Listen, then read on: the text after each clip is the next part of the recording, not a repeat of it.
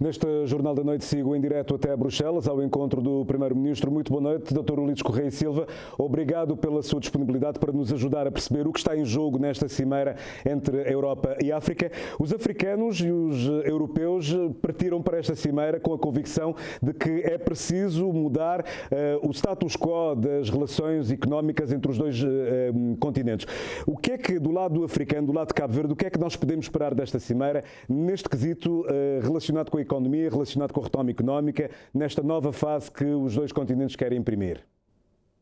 Muito boa noite. O que se pode esperar e que é o desejo e entendimento das partes, estamos a falar da União Europeia e da União Africana, que representa os países africanos, é uma nova era de relações baseadas numa forte parceria, que em alguns casos tem sido denominada de aliança, para que possamos juntos entrar na fase pós-pandemia com transformações estruturais de longo prazo. O foco na paz, na segurança e na estabilidade e na confiança, que são elementos básicos para qualquer processo de desenvolvimento, a prosperidade partilhada, questões que têm a ver com a transformação digital, a transformação e a transição energética, as conectividades do sistema de transportes, o investimento nas pessoas, o desenvolvimento do capital humano, a saúde como um fator hoje evidenciado com muito mais força, tendo em conta aquilo que são as lições da pandemia da Covid-19, a educação e a formação e criação de condições para que haja cada vez mais inclusão. São grandes temas que fazem parte da iniciativa Global Gateway, que engaja os países africanos, engaja a União Europeia em programas e em processos que podem conduzir depois a projetos e em anúncios de financiamentos que são de facto significativos, para que numa perspectiva de longo prazo possamos fazer com que a África, com uma boa parceria, possa de facto entrar de uma forma sustentável no caminho de desenvolvimento. Eu hoje, ouvindo a intervenção do presidente Macky Sall na abertura da cimeira, ele colocava tónica na questão económica, no perdão da dívida ou na reconversão da dívida pública dos países africanos, para que também a economia africana, digamos, possa começar esta retoma económica que vai ser muito difícil, tanto aqui em África e deduzo também aí na Europa. Que informações ou que mensagens é que os africanos podem ouvir dos europeus em relação a esta questão do perdão da dívida? Ou em relação à reconversão da dívida, que é um pedido que Cabo Verde tem feito, por exemplo, a um parceiro europeu, que é Portugal? Sim, a questão da dívida é um processo complexo, tem que fazer o seu caminho, não depende só da União Europeia, tem instituições financeiras que suportam as dívidas, os empréstimos. Mas do lado europeu há esta abertura política para esta negociação? Olha, aquilo que eu entendi, que é o pressuposto, o resultante das comunicações, é que há alguma coisa que tem que ser alterada, nomeadamente a avaliação que as agências de notação fazem do risco soberano dos países africanos. E se há a intenção de aumentar o volume de investimentos privados, quer nacionais dos países africanos, quer do investimento externo, os fatores que concorrem para esta avaliação têm que retirar todos os elementos que possam ser estigmatizantes relativamente à África. Que se faça uma avaliação rigorosa, sim, porque é preciso que elementos de confiança sejam bem definidos, mas retirar, no fundo, fatores que muitas vezes são muito subjetivos. Esta é a mensagem forte que ouvimos da parte da União Africana e do presidente do Senegal.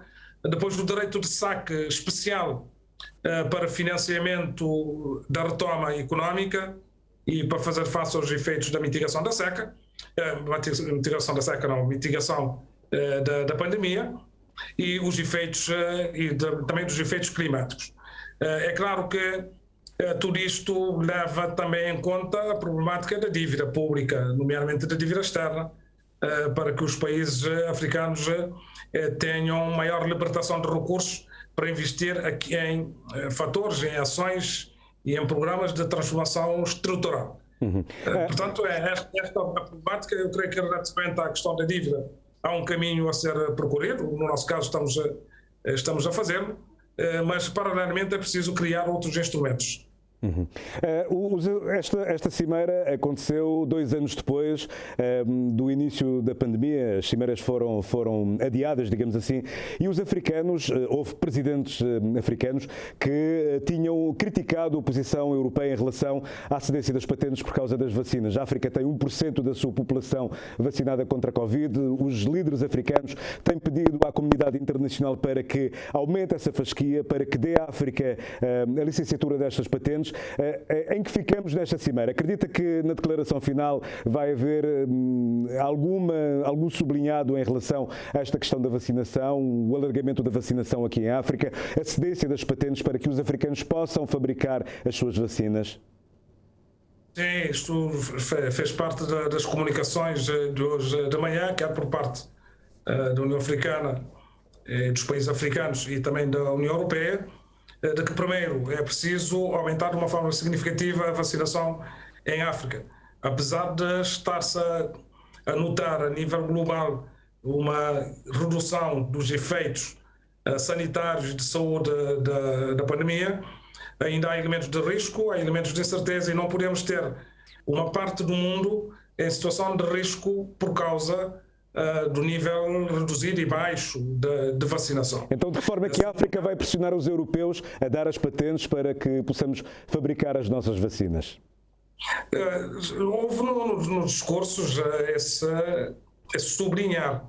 Eu vi da Presidente da Comissão, do Presidente do Conselho Europeu, reafirmando a necessidade de a África produzir as suas próprias capacidades de produção de vacina. Não só para a Covid, mas para outras situações que exigem imunização, que a África tem sido muito fustigada por endemias e em algumas situações endemias que são alargadas a vários países do continente africano.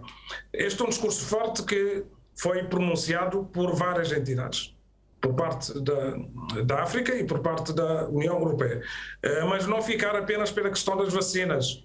Há que fazer muito mais em termos de prioridade de saúde, que tem a ver não só com cuidados primários, cuidados hospitalares, mas também com todo envolvente que fragiliza as condições de saúde pública, acesso à água, ao saneamento, acesso a bens básicos como a eletricidade, que a nível africano são de níveis muito baixos. Tudo isto está devidamente equacionado. O desenvolvimento de competências e de capacidades cada vez maiores de especialistas a nível dos países africanos, o desenvolvimento da indústria farmacêutica, portanto são um conjunto de matérias que estão assumidas claramente como prioridade, né? Quando se diz investir nas pessoas, um dos grandes investimentos é a saúde, a seguir, e de uma forma paralela vem a educação. O senhor participou hoje, depois da abertura oficial, aconteceram várias mesas redondas. A Cabo Verde participou numa destas mesas, onde o senhor interveio. Eu fiquei na dúvida se tinha a ver com a questão energética ou se tinha a ver com a questão sanitária. Gostaria que me esclarecesse este ponto. A saúde foi da parte de manhã. Hoje à tarde participamos numa mesa redonda que tem a ver com o tema da transição energética, transformação digital, conectividades, que mereceu uma atenção muito especial. E nós já tivemos o cuidado de assinalar as especificidades dos CIDs, Pequenos Estados Insulares em Desenvolvimento, mostrando que a África é um continente com muita diversidade. Tem países continentais, mas também tem países arquipelágicos. A especificidade que advém da própria natureza das ilhas, a sua pequenez em termos de mercado, fragmentação do mercado, um esforço a crescer em termos de infraestruturação, as suas vulnerabilidades económicas e ambientais, a abertura dessas economias, a dependência basicamente de um ou outro setor, e nessas condições estão Cabo Verde, Maurícias, Seychelles, São Tomé e Príncipe, Comores, e tivemos o cuidado de assinalar que em qualquer das situações que exigem parcerias para o desenvolvimento, exigem definição de critérios para o financiamento, que deve-se ter em conta a diferenciação e as especificidades dos países insulares em desenvolvimento. De resto, é um pedido também que tem sido feito a nível internacional nas Nações Unidas e noutros fora. Sr. Primeiro-Ministro, devemos continuar a fazer. Sim, esta cimeira acontece num momento especialmente conturbado da diplomacia internacional, com a crise na Ucrânia. Muitos países da União Europeia também são países da NATO. Qual é a preocupação que em Bruxelas foi manifestado? Porque se calhar uma guerra no leste da Europa terá implicações, com certeza, a nível global, económico, aqui em África. Enfim, há uma cadeia de implicações que pode tocar países como Cabo Verde. Que preocupações foi manifestada em Bruxelas também em relação a esta crise mundial? Sabe que Bruxelas é o centro da Europa, mas tem também aqui a sede da NATO. Essas questões são evidentes em termos de apreensão, mas também não há nenhuma evidência definitiva de que vai haver, de facto, uma invasão. A diplomacia é assinalada como o melhor instrumento para se aliviar as tensões que existem, que são factuais, e há a esperança e a expectativa de que a boa gestão vai ser feita deste processo e que não abra uma crise militar que depois terá ramificações económicas, humanitárias muito complicadas, né? E terá implicações globais e mundiais. Eu creio que é nessa expectativa que está-se a ver este conflito, esperando que se possa resolver num prazo relativamente curto. Uma última pergunta que não tem nada a ver com a Cimeira da União Europeia. O Presidente José Maria Neves faz hoje 100 dias de mandato na Presidência da República. E recordo-me que durante a campanha eleitoral uma das retóricas da campanha é que José Maria Neves poderia criar um conflito institucional se fosse eleito Presidente da República.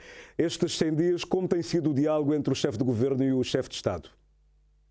Não, normal. Nós sempre dissemos que o importante é garantir que o figurino institucional, constitucional em Cabo Verde, que é estruturante, funcione e tem estado a funcionar, sabendo que o Presidente da República tem as suas competências próprias, o Governo tem as suas competências, o Parlamento tem as suas competências, nós temos mecanismos de contrabalanceamento de poderes que funcionam em Cabo Verde e em termos de relações institucionais são boas, em termos de relações pessoais são normais, não temos nada assim a apontar como eventuais elementos que possam conduzir a situações de conflito.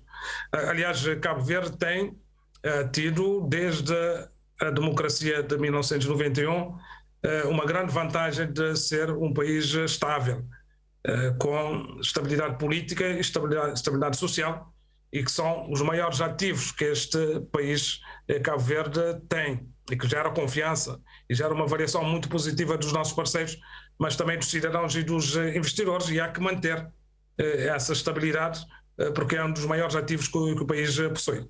Muito bem, agradeço. E essa estabilidade está acima das pessoas em concreto. Muito bem. Muito bem, agradeço Sim. ao Primeiro-Ministro Ulisses Correia Silva, que está em Bruxelas a participar na cimeira entre a União Africana e a União Europeia. Hoje foi o primeiro dia, amanhã será o segundo e último dia de onde sairá uma declaração formal em relação a esta cimeira entre a União Europeia e a União Africana.